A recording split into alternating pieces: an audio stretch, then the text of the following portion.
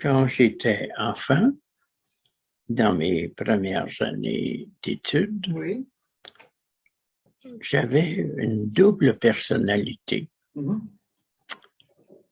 tu m'en apprends, là. J'avais, d'une part, j'étais soucieux de me soustraire aux réprimandes. Alors, j'essayais d'être obéissant, Oui. de ne pas intervenir quand le professeur parlait. Et en même temps, il y avait quelque chose en moi qui me disait, ces personnes-là sont des acteurs, ils mentent. J'avais vu une des religieuses qui m'enseignait mentir à ma mère. OK, oui, ça surprend ça quand tu es petit. Oui, à bon sujet. Oui, oui. Et cette double personnalité, de ne pas m'attirer des ennuis en révélant mon véritable caractère ou en exprimant mes idées,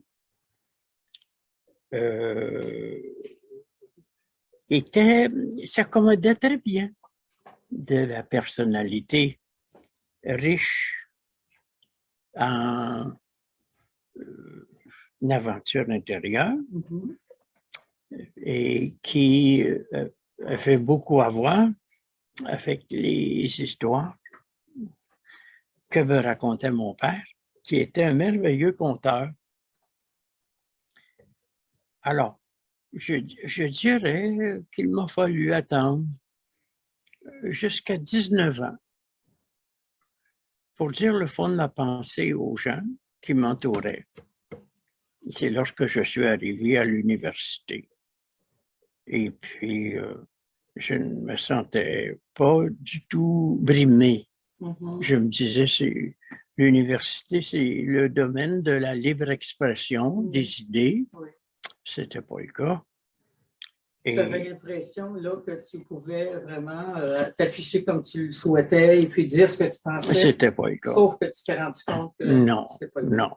Mais comme j'étais maintenant un assez fort gaillard, sûr de lui et désireux d'exposer sa pensée, je me suis un peu moqué des critiques et des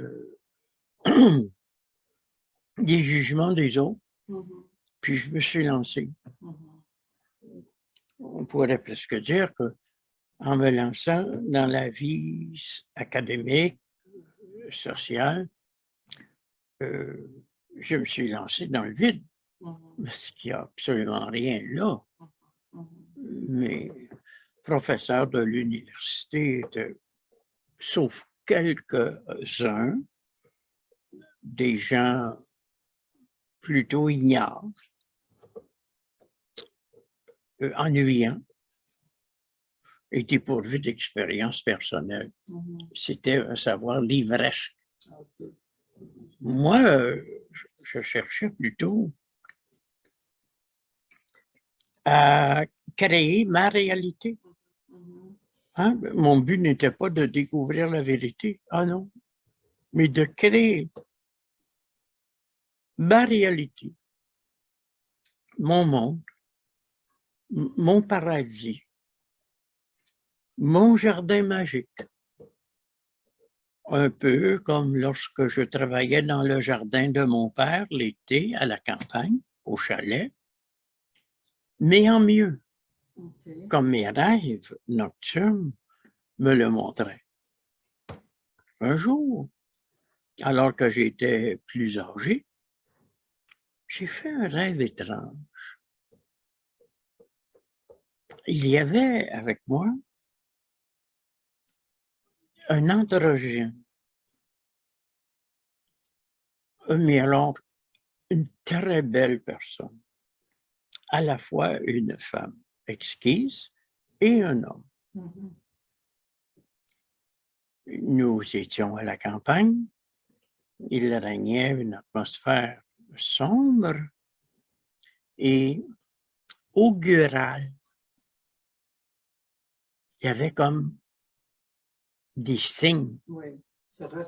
qui se manifestaient à moi. Je pensais au mot d'Aurobindo. Limpide, non? La limpide pénombre du divin. C'est beau, hein? Et puis, il y avait dans l'eau des poissons lumineux.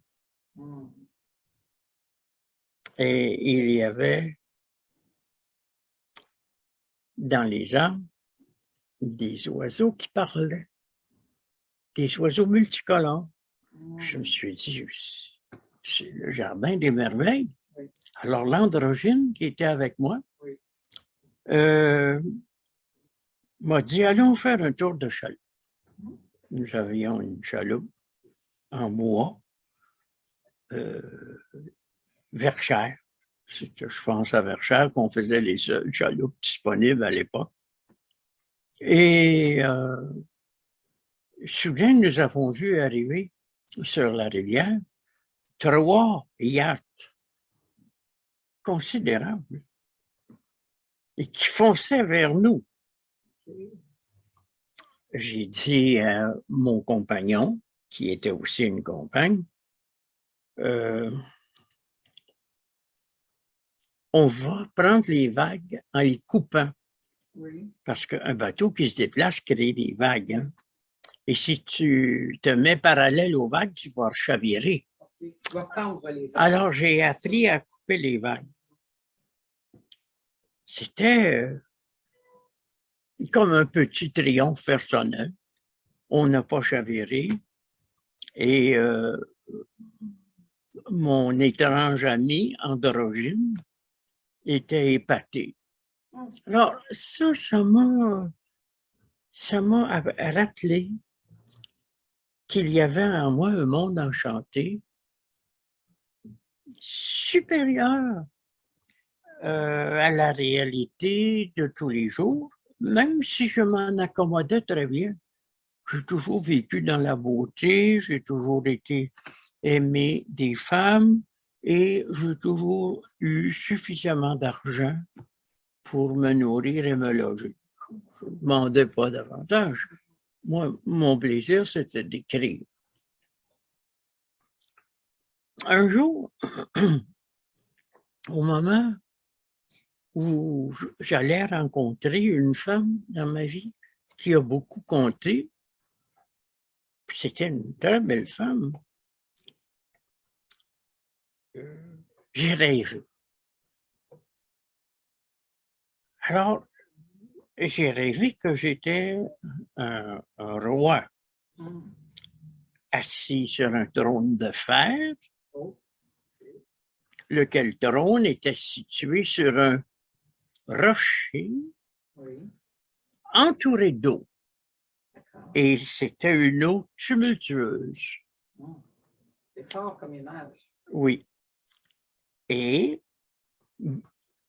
apercevant dans l'eau des présences, je compris que c'était des âmes porteuses de feu qui brûlaient dans l'eau.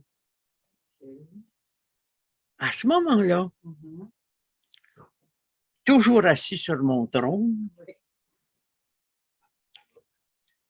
je tenais par les hanches une femme nue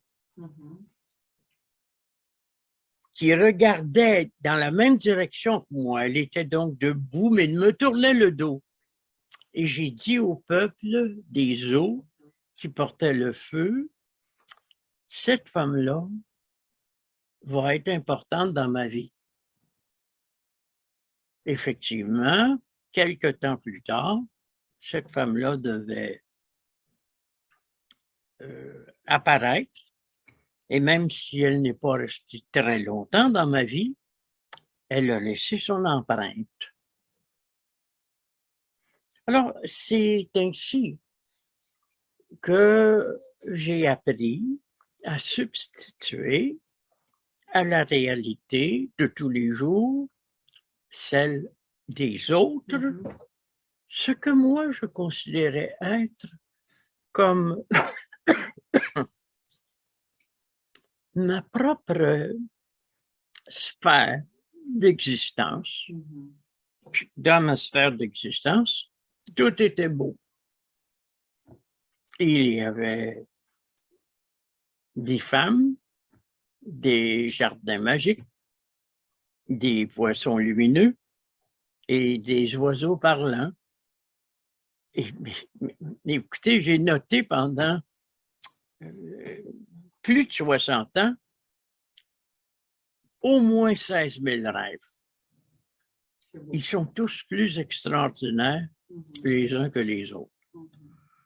Et c'est en m'inspirant de ces rêves-là que j'ai pu écrire que le rêve est le moteur de la réalité.